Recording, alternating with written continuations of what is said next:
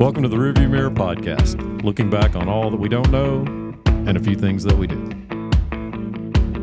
Okay, we are live. So Live, checking the mic. You're doing it slower in your older age. Mic check. Yeah. Check. All right, it's a new episode time. I don't know the number anymore. I've lost track, but we're more than rolling 10 today. It's more than 13, I think, but I'm not 100% sure. So here's a question for you. Great, nice way to start today. Good, let's go. Yeah. Since we're in double digits, I'm wondering. We talked about this Saturday night a little bit. Oh, yeah. The things we have in common, we really have in common, but we don't have a lot of outside of these area interests in common. Yeah. You know, Yeah. our hobbies are different. Yes. Our friend groups are different. Yeah, that's true. That's true. All those things. So are we eventually going to run out of things to talk about, to give back to the people?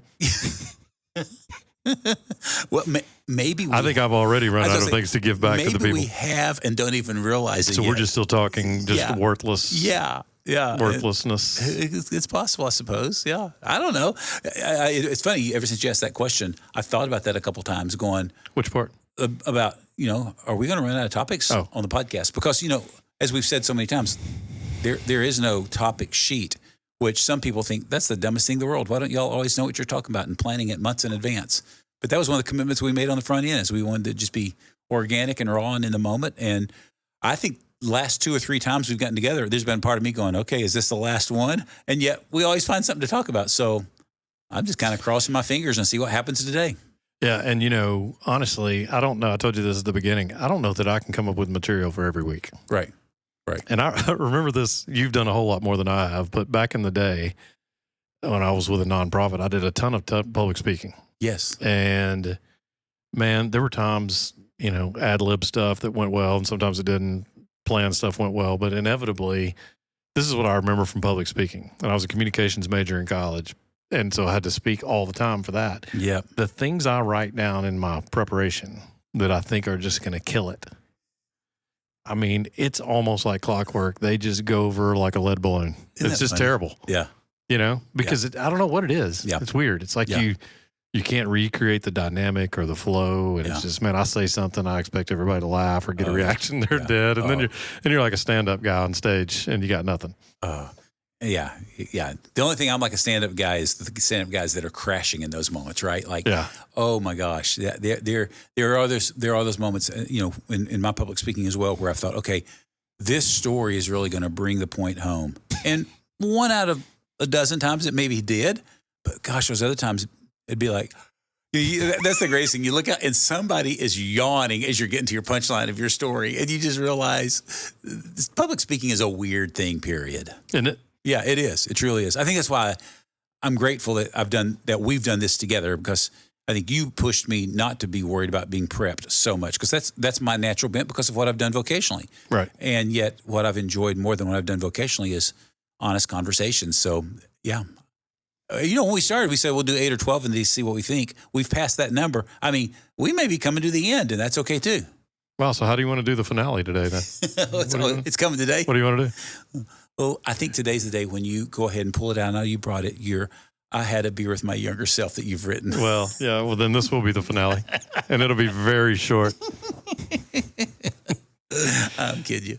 Yeah, no, I'm about 98% that I'm not going to do that. Yeah, and I'm 100% cool with that. Yeah, well, you're going to have to be. I want to invite you to do it though. Yeah. Yeah, nah, I'm not feeling that. Yeah, that's all right. I don't know why. Yeah. We could talk about it, but I don't know why. Yeah. There is a resistance though for you. Is it on the looking back, or is it talking about something that you've looked back on publicly? I'm sure there's some of both of that, but honestly, I've thought about it a couple of times, and I just can't seem to get started. Like nothing's clicking in my brain. Yeah. Usually stuff like that, I can go right away and start going back. And, I don't mind talking about my life and parts of my past, but I can't really get my head around that one. Yeah, and cool. I mean, that's fine with me. I was just curious. And my memory's not that great anyway, so that's going to be, and probably I wouldn't just have one beer with my younger self, because my younger self drank beer and myself now drinks beer. So it could be a very slurred conversation. And no telling where it would go. I'm not sure any of that's appropriate for a podcast. Out of my love for you, you're never going to get to share that. Well, we'll see.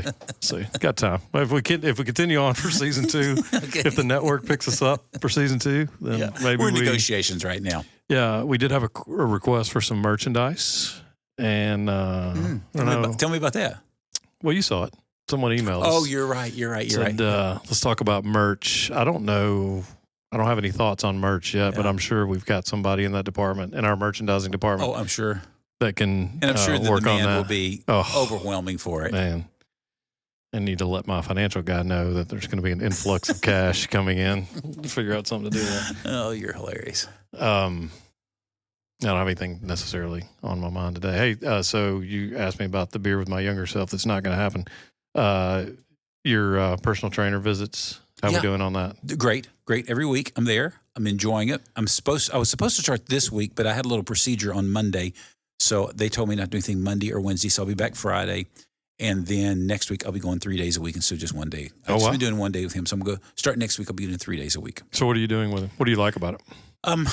Probably the accountability is the biggest thing for me. Just, I know where I need to be, and I know that I'm going to show up and he's going to tell me what to do. Probably my favorite things I'm doing right now, and this is going to expose my ignorance because I can't tell you the names of everything. But there's these, are they TRX bands? Is that right? I think there are things called TRX bands. They look like ratchet straps, big fat ratchet. They're wrapped around, some big metal apparatus about 7-8 feet up in the air, and they got handles on them. And I love doing these things. Push my feet out far in front of me, so I go back to like a 45-degree angle, where my arms are fully extended, and then it's chest and back stuff, right? And so then I just pull myself up to about, most of the way up to my like a backwards set push up, I guess. But the stretch in that and by he's having me doing higher reps right now because it's just body weight. But I'll get to 14 or 15 and I'm like, oh gosh, I am burning. It feels a good burn. Yeah. But I love that particular movement. I think one of the things I realized is just how tight I am. My legs have always been tight, but even up my thoracic area, the upper part of my chest. And so I just feel like that's such an opening movement. I'm loving doing that. Yeah. And then the last 12 minutes or so of the day, we always do some kind of little high cardio thing with a treadmill and farmer's carries or, something like that. And I've always loved that stuff. Yeah. I won't do it on my own, but there's some part that this movement, sweat hard that I really enjoy that. So he's built a plan now for all 3 days a week that I'll be in there doing. And then 2 days a week, be doing something smaller, but still more activating at home, which I've kind of been doing that already, mostly stretching, mobility stuff. So I'm enjoying it. And thanks for asking. But yeah, I'm enjoying it. I'm eating clean still. I reached this morning? Yeah, this morning reached a whole new low for me, like 30-year low on my weight. Oh, wow. And again, it's just coming off really slow right now because I'm still eating. I'm eating enough calories, eating healthy. But that's kind of fun. So that's good. It's working. Yeah. I'm hopeful that by the end of summer, I'll be down to a weight where, again, I know it's not about the number, but it sort of is about the number too. Like there's just a number I'd love to get down to and feel like, okay, good. Muscle tone's there a little bit more. And more than anything, the flexibility is what flexibility, mobility. So feeling good about it. It's nice that it's summer too, so you can get out and sweat. And it's easy too. Easy to do. I went for a walk at Carton yesterday after work and just, I'm halfway around it's just a little mile lap, did a couple of those laps halfway around it. I'm going, okay, the sweat's going to come today easily, but I love that. I love that feeling. Yeah. We've decided to take walking in a different direction. So Jen and I came up with this thing. I hope she doesn't mind me sharing it. I can ask, our caveat, and then we can cut it out if we don't like it. But we go on a walk through our little downtown area. We go park at the park, walk through our downtown area, end up at the factory, go to Mojo's Tacos, and have cheese dip and salsa. Perfect. Iced tea. Perfect. Yeah. And then walk home.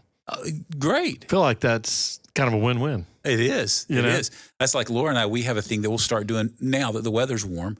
We've got these old people bikes, I call them. We bought a couple years ago. Just with the big curved thing in the middle, Not and that you got bad. the basket on the front with the bell. Not that bad, but close. Yeah, we're not at the beach. We're not fully at beach cruisers yet, but they're cruisers. So setting up tall, and we'll ride out of our neighborhood, cut across the one busy road, and then we're just in neighborhoods. And it's only about 3.5, 4 miles, so it's not like it's a long ride. But we get all the way down, and we'll end up down in Berry Farms, and so we'll maybe eat dinner down there, or but the night usually ends with going to Witt's and getting a little frozen custard. Oh yeah. Oh, I didn't know Witt's. barbecue. Okay. Yeah. There's the Witt's barbecue, but there's Edley's barbecue down there that we've hit sometimes. Yeah. But then we'll get a little frozen custard and ride back. So it feels like a win-win. So Witt's will make one of the sweet things I do love that I've loved since I was a kid. You can get at Witt's a chocolate malt. I did not know they did malts. Oh my gosh. How did you get hooked on malts? I remember all my family, my mom, when she picked me up from school when I was in kindergarten, my grandparents, we would all, the malts were very popular in that day. We had the, Tasty Freeze, Dairy Queen, all that. Mm-hmm. And you get a chocolate malt, something about that malted milk flavor I love. So is that the difference of a malt and a shake? Yes. It's very different. Okay. And I still love a malt. And so sometimes I'll think about that at night, go down there and run down to Witt's and get one, then go into a diabetic coma. Well, call me anytime. I'll be glad to zip down there with you. God. No, I don't need to drag anybody else into my sugar abyss. But God, I love those. That reminded me of that. That's surprising to me, though, because you're so not a sweet guy. I know. And I hate to flaunt that to to those that are. Just again, it's not discipline. Yeah. It's just there's not many things that are sweet that I like. I mean, the chocolate malt would. There are a couple things. We have a friend that makes one dessert, and she gives me a hard time. She says, "You've typecast me into this dessert. It's all I can bring." And so now we're kind of on this little, detente where we're just not moving from our positions, and she's not making it when we get together. And then that's friendships on thin ice right now. Yeah, I had to tell her the other night. I need you to bring that next time. Okay, I'm gonna. What is it now? And it got me curious. It's called mulva pudding. Mulva. It's a South African pudding dish. It's kind of got the texture of a Mexican flan. Okay. I can't even describe the flavors. Wow. It's vanilla and some other things. It is absolutely incredible. And you just love it. I would skip dinner for it. It's really? So good. Yeah. Oh it's my unbelievable. Gosh. So the chocolate malt. On occasion, a hot chocolate chip cookie if the mood's right. But most of the time, if I'm snacking late at night, it's salt for you, right? Salty. Yeah. So that's good. I think that's probably a really good thing that you don't have the vice of. But I'm not going to give mine up fully because I've got so many others. I don't need. I mean, that's fair. Yeah, the list is long of vices that I do have. That's fair. What hobbies do you and Laura like to do together? You have hobbies, interests together? Yeah, I think I think that's part of this empty nest season. The last several years has been about is trying to figure those things out. What's wrong? I feel like I'm like held hostage by where this mic is and where I'm sitting right now. Okay, so I don't really know how to move it because then it comes down and somebody told me I was too quiet on the. God, I mean, this is like I think she's doing this on purpose. Yeah, okay. Yeah, my guess is she's somewhere just laughing. All right. What'd you say? Oh, hobbies. We have all these aspirational hobbies. I think that's what we both realize is that we have hobbies that's a really good category. When we do it, we love it, but we just don't execute well on them. But this time of the year we seem to more than I don't know. Wintertime's just a blah time, But what we do, we love to hike together. I'm not talking about like aggressive. Is that aspirational, or you do that? No, we'll do that. We'll go. What are your aspirational hobbies? Oh, I don't know. They probably all fall in the same category. I don't know why I said that now.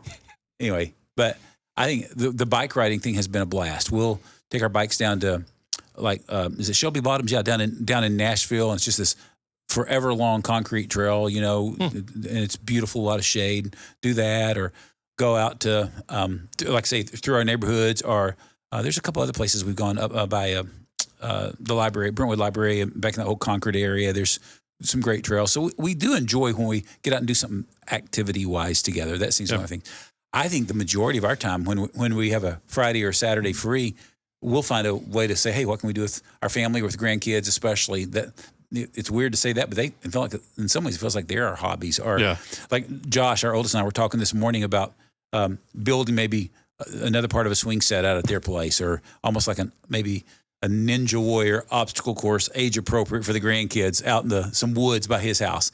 To me, if getting to build something, that would be so fun. Now, Laura would come alongside that of enjoying it and the pleasure being around the kids, but the actual building of it. She's not going to put a tool belt on or anything, or I don't know. She'd put a paintbrush in her hand, but probably not a tool belt. Yeah. What about you guys? Besides, I mean, I know y'all spend a lot of time with friends around food. You guys are good. No, you had a great group of friends. We've got some foodie friends, that's for sure. Different friends, friend groups that way. Yeah, but we do. Other things that y'all enjoy together. Um, I mean, we do same thing, similar things. We like outside activities. We do like to hike, like to walk. Jen's a tennis player, so we go hit balls. Oh, that's right. And she played a match today, so we'll probably, now that the weather's good, we'll probably start back on the weekends. Just go hit for a little bit. That's great. It's good exercise. It's fun. We like to travel together. We're good travel companions, That's generally speaking. We do like to eat and have fun, go meet people and enjoy that. Yeah. So that's a fun thing. I don't know what else. She loves playing games. I think she wished we would do more couples games things. I know you do too. So try to make that happen. Oh gosh, more. Yeah. We have more games in our closet, our storage closet, that I'm sure some of them have never been used, and I'm probably the barrier to that. Once I get into a game, I can really enjoy it, but the thought of, hey, honey, why don't we play cards or play a game night? That's never going to come out of my mouth initially, I don't think. And mine either. So why is that? I wonder. I don't know. Maybe we're just old curmudgeons.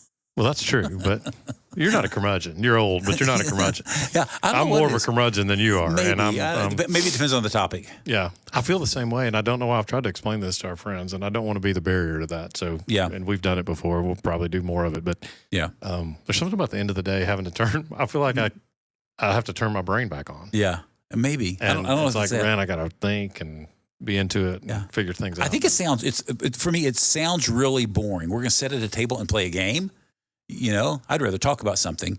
But then, and we've been together with some other couples sometimes when we'll do this. But once the game gets started, usually I'm like, okay, but I can get into this. But some of that I think is the competitor in me figuring out, how am I going to win this thing? You know? But then I feel like if I'm not careful, I'll either, get mad because I haven't won, or I'll cheat. And neither of those are really look good on me. So do you have competitiveness still at this age? It surprises me where it comes up. Not a lot. I feel like most things I'm just like, go with the flow. It's fine. But there'll be certain games with certain people that I'll feel like, okay, I need to win this. And I don't know what that's about. Wow. I mean, I just laugh at myself. I usually am aware enough of it going, you really don't need to win this. Just chill. Be okay. Yeah, let your grandkids win one time. Well, no, I'm not very competitive there. I'm not competitive at all there. I remember one of the greatest compliments one of my cousins gave about my dad.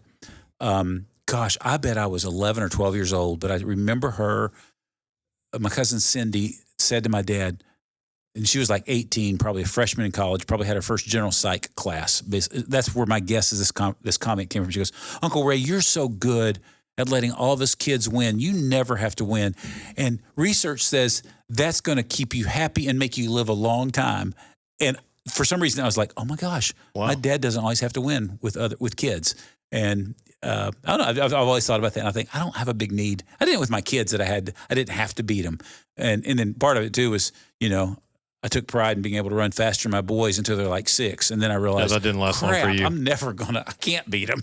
Yeah, not going to happen. Especially in running. Oh my gosh. I do remember the day when Josh was 6 years old and we would kind of go through these little jog runs just around the neighborhood, not with discipline, not for any, whatever.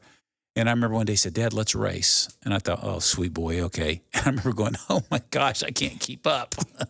So 6, 7 years old, I raced fast. 2 fast boys and 1 really strong young man. That's what I'll call Jacob. Because he would tell you his idea of running was from one end of the basketball court to the other, and that was about it. And I watched him play basketball. Sometimes that second end of the court didn't get as much attention as the other one, which I totally respect on that. Yeah. It's so fun. I remember the first time Will beat me in the driveway in basketball, and he was probably 13 years old, and I thought I'd wear the crown for a long time. But really, secretly, I wanted him to win. But I wasn't going to let him win. Right. Played hard against him. Yeah, God, I remember thinking, damn, he's too big and too fast, and I can't. Yeah. I'm going to have to cheat. Yeah. He's earned the crown, so it was good. There's old man strength, there's old man cheating, right? Yeah, there is. Yeah. But, man, my desire for that's... I know. Well, you want to see your kid surpass you in everything, Oh, yeah. I think so. Yeah. So proud of that when I get to see those boys. Daughter, same way. Yeah, there comes a time where, I got help from my daughter on something today in the work world, and it was great, and she's brilliant in that way, and Will could have helped too, I think, but this is more probably in her wheelhouse for sure, and It's interesting. Do you run across dads that don't want to hand over the mantle Let me say this way: I've seen in your that. world? Yeah, I think there's it's really sad. You know, I won't. I probably Um, I see these men who are, I think, foundationally so insecure that they have to be bigger no matter what. Hmm. It's just it's tragic because you get to a certain age. Age is going to kick your butt every time.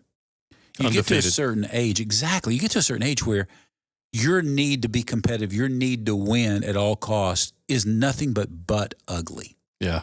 Nobody looks at it and go, isn't that sweet? But I can think of, I guess the stories I see more are the 35, 45, 50-year-old men in my office who are dealing with a dad still that's that way. You know, it's often around the stupidest topics too. You know, it's like, Dad, we really want to have a conversation about your driving, or Dad, we want to have a conversation about you know, your memory starting to slip. And, you know, I've got some compassion for the memory slip part of it, but it's indicative of, I think what can happen is guys who are just like, no, you know, I'm the father, you're the son. And I'm like, there's a point when that language, like we talked about a couple weeks ago, that language dies. Yeah. You know, I don't have a trump card to play with my kids anymore. Right. But that's a sad moment, I think, in the life of any man.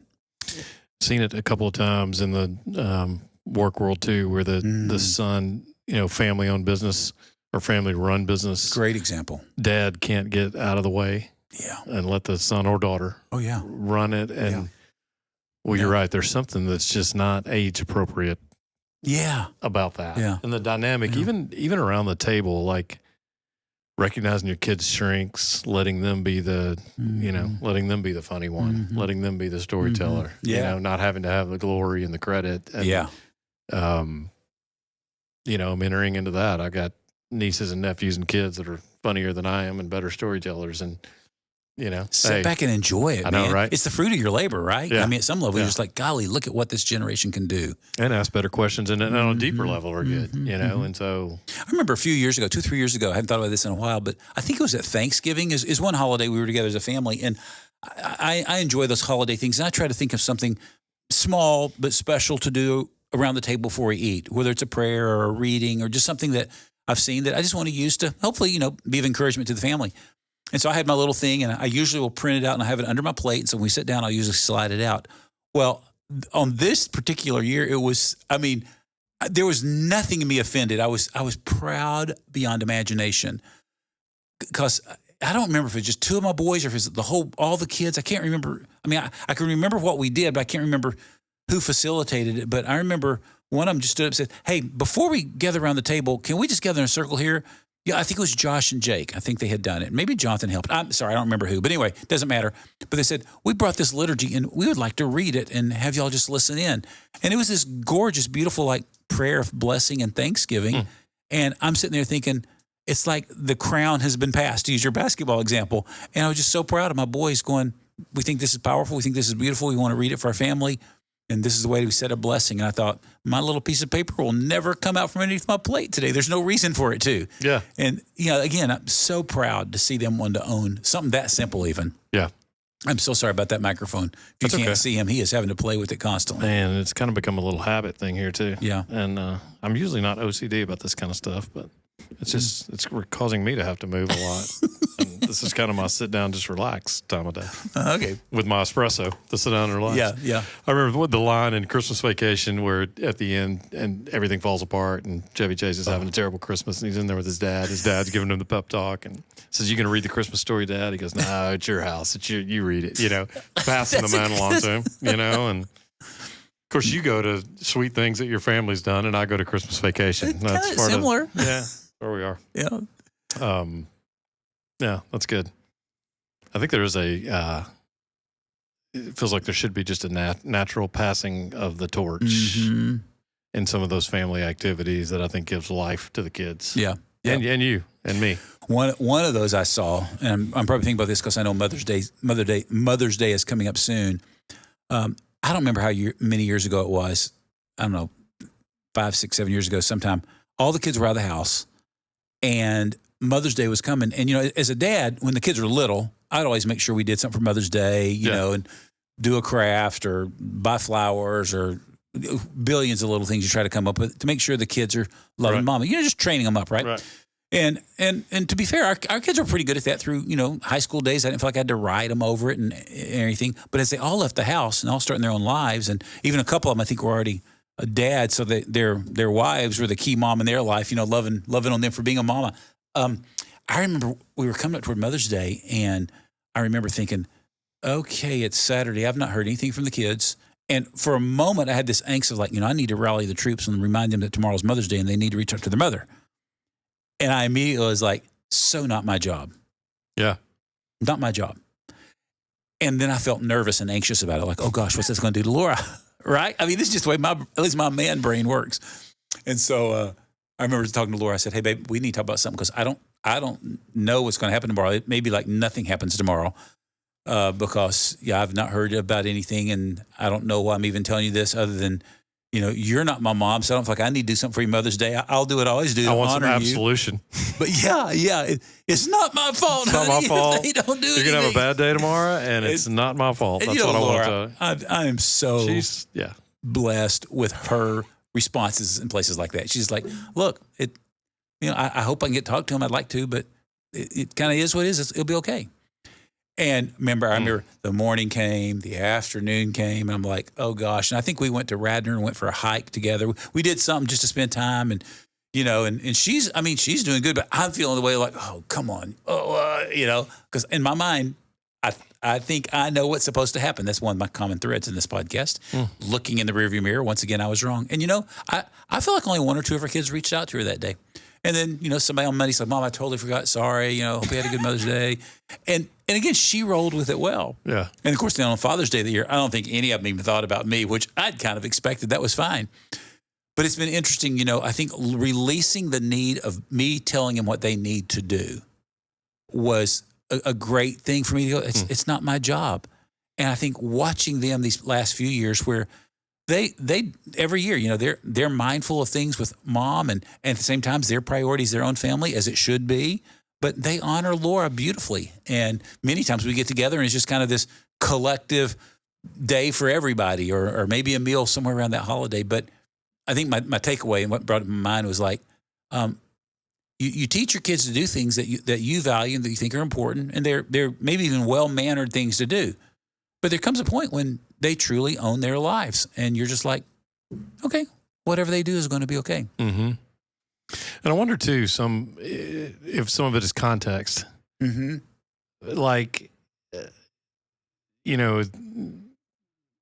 coaching, work world stuff, you try to sit back and think, okay, what are we doing that's working? What are we doing that's not working? And I think the same thing is true in life with holidays around Mother's Day, anniversaries, all that stuff, that we've created this arbitrary day. Right. That has expectations that we set. And there's nothing wrong. Let me go on record here. I'm a wholehearted supporter of celebrating mothers. Yeah, right. Okay. But probably more than one day. Yeah. And so I think for the moms, especially as your kids get older, just try to remember, would encourage them just to remember the other days and the other things. Exactly. And the other many ways. One day can't undo and it can't make up for all the other days, but there's lots of days that that's a great goes into a kid's life and, and dads too, it doesn't have to be like you were saying. The Hallmark holiday. Yeah. You were saying last time that you guys try to be flexible on holidays when your kids come. Same kind of thing. I mean, Mother's Day is an important day, and it's not the only day. Right. I think that's a great statement you made. That the context matters. Growing up in rural Southeast Tennessee, Mother's Day was always confusing to me as a young 12, 13, 14-year-old boy because we would wake up at the crack of dawn on that Sunday morning, and we'd drive an hour and a half from our hometown up to where my dad's mom lived. And we'd have to be there for the 9:30 service or 11 o'clock. I don't know, whatever time the church service was. Yeah, 9:30 for Sunday school, 11 o'clock for church. We had to be there for both of them. We never attended this church except on Mother's Day. But we had to be there because Grandma Helton was always in a contest with Grandma Fugit, this other grandma in the church, no relation to us, of who would have the most children and the most children in the church service. Because back in those days, if you remember, in the good old Southern Baptist world, they would have the mom with the oldest mom stand, the mom with the most children stand, the mom with the most grandchildren stand, and they each get a rose. I didn't remember. We never did that. Oh, see, Arkansas was even more advanced than Tennessee. Let me just tell you that then. Well, you got a lot of church scarring. Oh, I got church crap. That's what this could be. I could be doing a podcast. Maybe that'll be season 2. All the church shit we're trying to get rid of. Golly. But the competition in that. And I remember one day being probably 14 or 15 over at Grandma's house. Everybody was there, all 8 children, all 16 grandchildren, all the wives, everybody there. And, of course, all the wives are also mothers. But I remember that day thinking, why is everybody bringing gifts and giving them to Grandma, but my mom's not getting a single gift from me or John or my dad? What's that about? Now, I'm sure there was something maybe done later in the day or whatever, but I remember thinking, why is the whole day around Grandma? But I think that was the cultural conditioning. It's so big that the ultimate matriarch of the system needs to be held up high. I'd venture to guess, too, your mom didn't love the fact that your dad was dragging everybody up there to celebrate his mom at that age versus... There was so much tension always. I was always an intuitive little boy, and I may be totally wrong on this. It'd be fun to talk to my cousins about this sometime. But I have a hunch there wasn't a single mama that was there that loved being at Grandma's house that day, including her 2 daughters. Yeah. I think they all were just like, what in the heck is this about? Yeah. But again, you don't want your kids growing up going, gosh, I've got to go do this obligatory thing to keep mom or dad or somebody happy. But boy, it'll show up in office next week or the week after. Guarantee it does every year. Yeah. The hurt somebody had because an expectation wasn't met. And clarifying those expectations on anything, so important. That's really good. It is. And I think the older you get, the more things you realize looking back in the rearview mirror that, man, we did that because of tradition or obligation. Yes. So now, at this stage of life, let's evaluate which one of those things are appropriate and still good. Yeah. And which one of those, which ones of those expectations maybe need to go away or change. Right. Because now I'm a member of a family, and I have a family. Mm-hmm. And my family's someday going to have a family. Yeah. And so all those things change. Yeah. Especially in the South, too. There are so many unspoken expectations and traditions that sometimes you just need to get out of. Well, and as we talk about this, or evaluate. Right. I think what's shooting through my mind is, and I've seen this, gosh, so often, is, you get these young adults, 30s, 20s, 30s, 40s that are married and trying to start their own family. And, let's say it's the husband who comes from a family where his parents divorced and then both parents remarry. Right? You with me already? And so suddenly you've got this poor guy who's got, okay, well, I've got my mom, but I've got my stepmom who's there a lot, but I've also got my wife's mom, and I've got my wife. I mean, that pressure. I mean, if that's your situation, huge compassion. That's hard, and at some point, I think we got to be able to navigate it and just say, hey, I am grateful for the role you played as mom, or mother-in-law, or stepmom, or grandmom, or whatever, and here's what I'm going to choose to do. I'm going to train up my children to honor and love their mother today. So that's where my energy is going to be. And as a practical matter, I can't go to 6 places on a Sunday. Oh my gosh. But let's be honest, man. I see that happen on the holidays way too much. Yeah. Well, we're going to have brunch, and then we're going to have lunch, and then we're going to have a dinner, then we're going to have dinner. And I'm like, why? Yeah. That's just, again, that goes back to what we were like. We are not going to force our kids to be there on a day. Yeah. But my point of bringing that up is, man, that's a hard place to find yourselves in. It's hard enough being a young couple with young kids. Being a young couple, okay, that's hard. Yeah, that's hard enough. It's the first 2 years of marriage. Yeah. It's learning. A transition. It's a transition. Then you have kids, and now you're trying to navigate extended family. Yep. Some that are out of town and some that are in town. Both can be a blessing and a curse. Mm-hmm. Mm-hmm. I agree. Yeah. Or somebody say, hey, man, the greatest thing that happens is my family moved to town. The worst thing that happens is my family moved to town. It's like buying a boat. Yeah. So, or a pickup truck. My family would be the exception, of course, if they're listening out there. So, yeah. You'd like to live closer to everybody is what I understand. I'm thinking about urban living, getting a condo downtown, Nashville. That would be fun, but I'll never talk Jen into that. Yeah. I can't talk Jen into moving to a different part of Franklin because the drive would be too far from her friends. Yeah. she's that relational. Yeah. Now, Franklin, you can get from one side to the other in about 15 minutes. So I Yeah. can't imagine a scenario where one would be too horribly far away. Right. Yeah. But, and just that proximity is appealing. So do y'all talk at all about moving, like, seriously in this season of life? Kids out of the house and. You know, we've kicked it around some. I think what we, I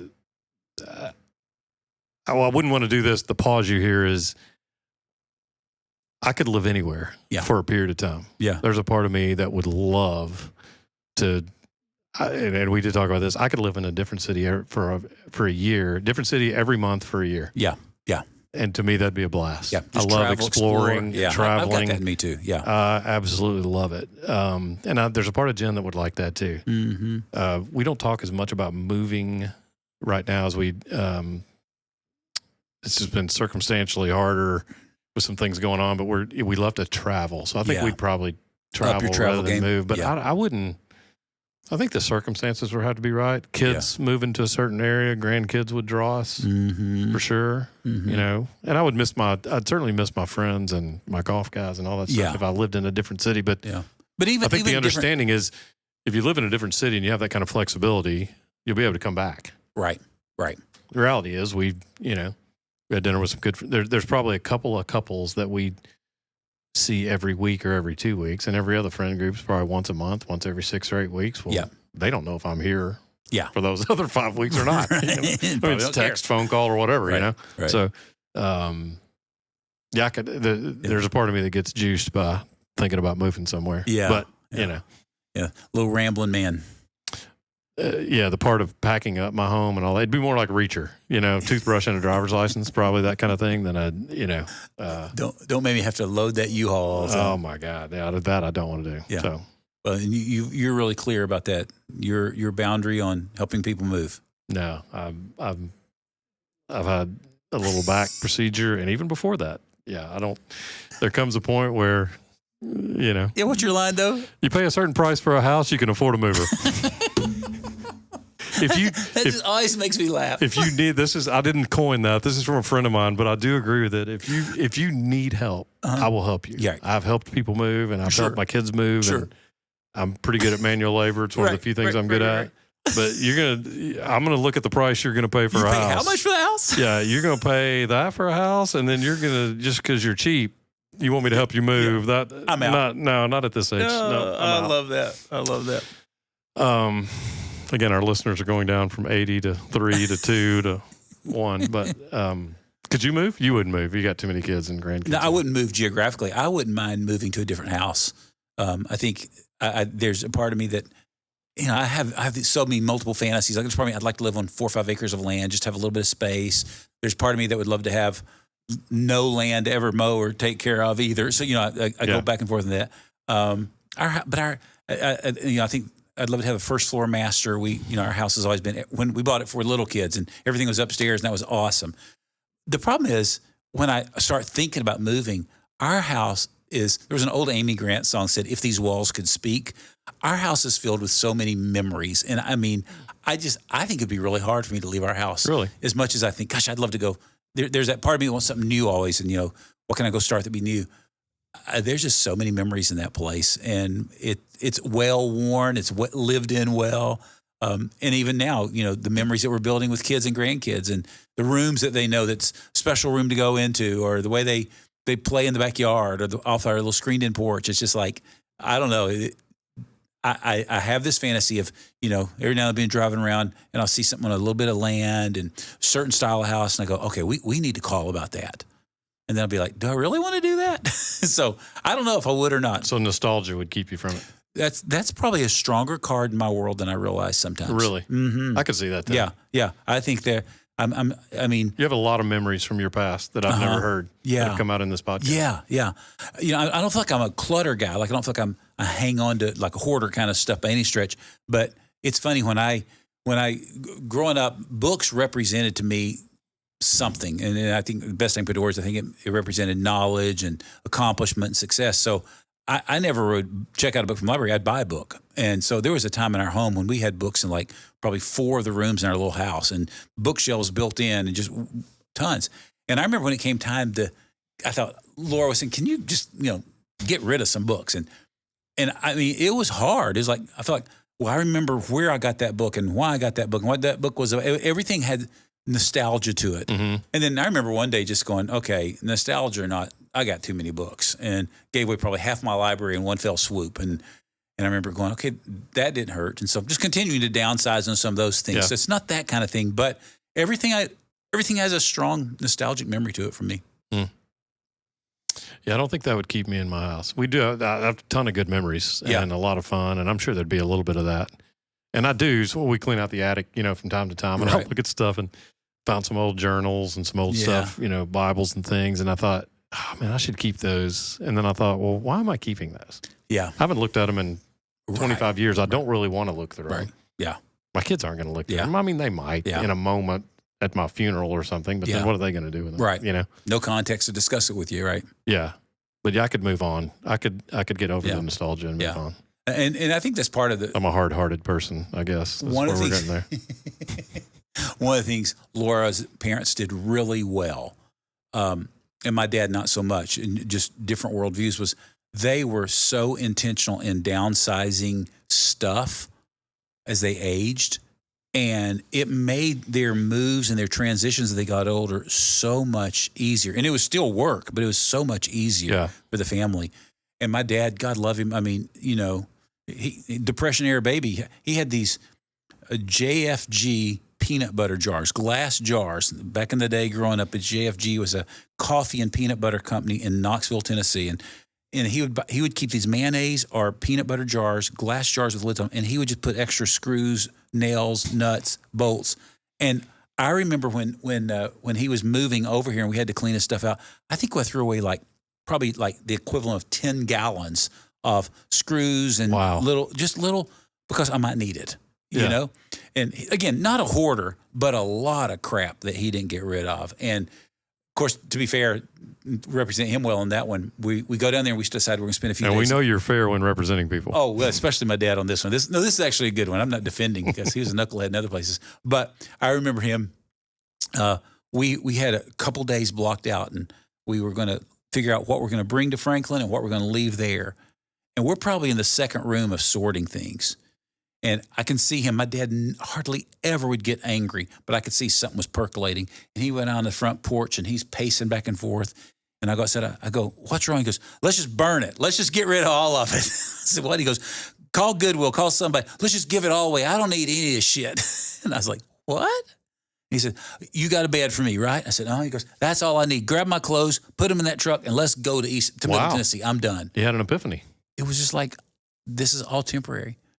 And we literally did that. We had some Goodwill guys come in. They cleaned everything out and took some stuff to the junkyard. And you know what? Or the dump, whatever. But I've always respected that. But I also don't want to, I think that's part of this whole downsizing thing that I'm starting to think about. Like, okay, well, how do I not keep my notes from college? I don't think I need those. I've not looked at them since college. Yeah. It's just stupid, but they're in a file drawer. Yeah.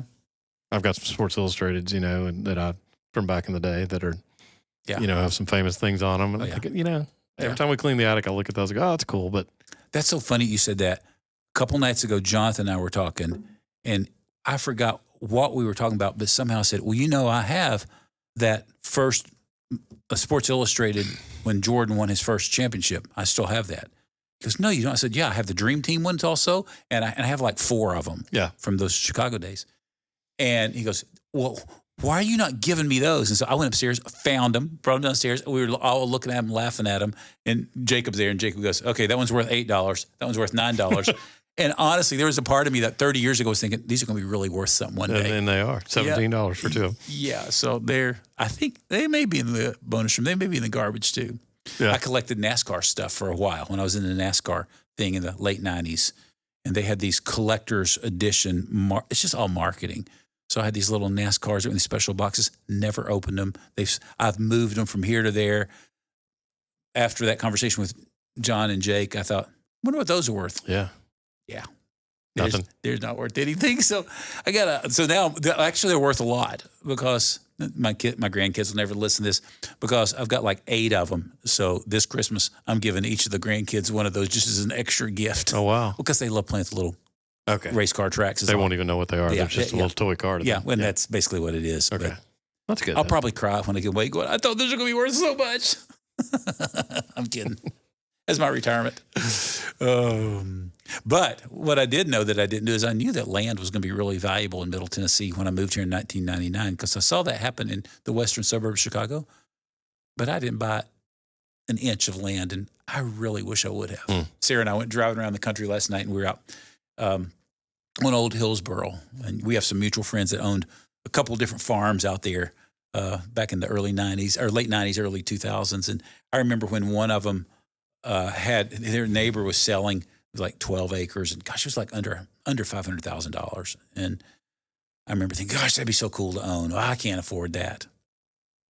Probably just sold for $15 million the other day. I mean, it's just crazy what land is done here. So I invested in the wrong things is what my point is. Yeah. I mean, it's hindsight's 20/20 on that kind of stuff, Always though. is, isn't it? Yeah. Anyway. Yeah. I think we'd all like a do-over on some of that, but you got to be, you can go broke in a hurry doing that too. Yeah. And, if we had a crystal ball, it wouldn't be any fun. Oh, that's right. Yeah. And you just live with the moment you're in. Yeah. Good, bad, and ugly. That's right. All right. A little bit of ramblings today. Yeah. Different topics today. That's right. Season 1 finale. It may very well be. Well, summertime is here. I know we've talked about that. Maybe we do take a break. I tell you what, we'll take a break. We just make a decision. Unless we just get overwhelmed from our massive listenership about our need to continue for a while. Yeah. Yeah. Well, yeah, what's the purpose of taking it? Why would you take a break? Oh, I don't know. I just said that because I thought it'd be create need in the marketplace for them to rise up. And, no, you can't. Yeah, like the encore from a band, Yeah, that was our finale. Not really. Come back out. Season finale. Okay, yeah, we can think about that. No, I'm up for whatever. Yeah, we'll keep going. We'll have to think about some things. One thing we are going to do, and I don't know how to do this. I mean, I know how to do it. I don't know what the most efficient way to do it is. We get a lot of questions. And so compilate questions and answer the questions one day on one of the episodes. Yeah. That'd be good. Let's do that. Okay. All over the board. Yep. So send your questions in to, I have no idea where to send them in or how to do them. rearviewmirror25@gmail.com. There you go. rearviewmirror25@gmail.com. Okay. And shoot, blow up our inbox. Your questions. Or you can DM them to. Sure you can. What does that mean? My Instagram or Facebook. It's a direct message. Direct message. Here, let me give you Steve's phone number. You call him directly. Yeah. You'll get blocked. All right. Well, we'll be back sometime, perhaps soon. Yeah, we'll be back soon. Yeah, we'll be back. There's no need to take a break. Good. All this momentum, there's no need to. All right. Over now. Yep.